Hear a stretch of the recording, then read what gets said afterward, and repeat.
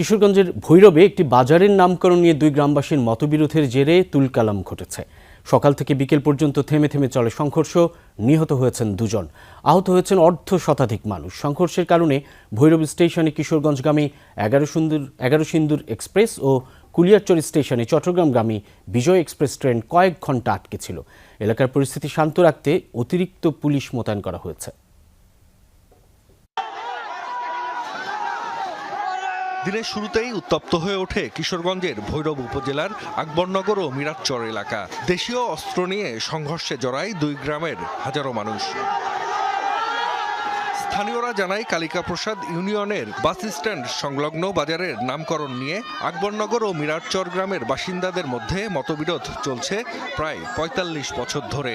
এক পক্ষের দাবি বাজারটির নাম হবে আকবরনগর বাস স্ট্যান্ড বাজার, আরেক পক্ষের দাবি বাজারটির নাম হবে মিরাজচর বাস স্ট্যান্ড।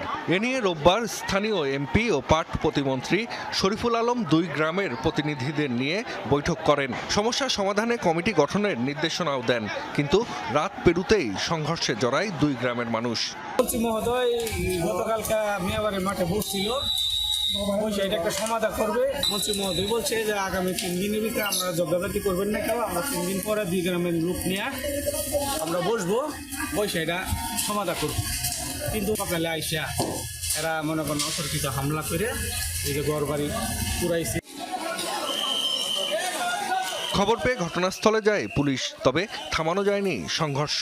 থেমে থেমে চলে মারামারি। সংঘর্ষে মারা যান মিরাজচরের বাসিন্দা মাসুদ মিয়া ও হিরণ মিয়া নামে দুইজন।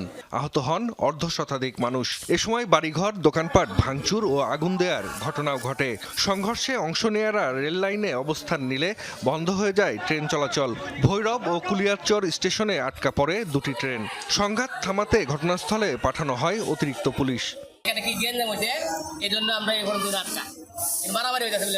এই পাশে রুট লুক আর এই পাশে লুক বাড়াবাড়ি লাগে। প্রায় 4 ঘন্টার উপরে এখনও ভৈরবে আমি ওয়েট করছি, কিন্তু কিশোরগঞ্জে পৌঁছানো সম্ভব হচ্ছে না, এখন ঢাকায় যাওয়া সম্ভব হচ্ছে না।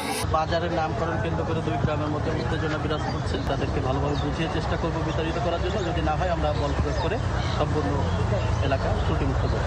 বাজারটির নামকরণ নিয়ে মতবিরোধের জেরে এর আগেও একাধিকবার সংঘর্ষে জড়ায় দুই গ্রামবাসী। জাহিদ হাসান, যমুনা নিউজ।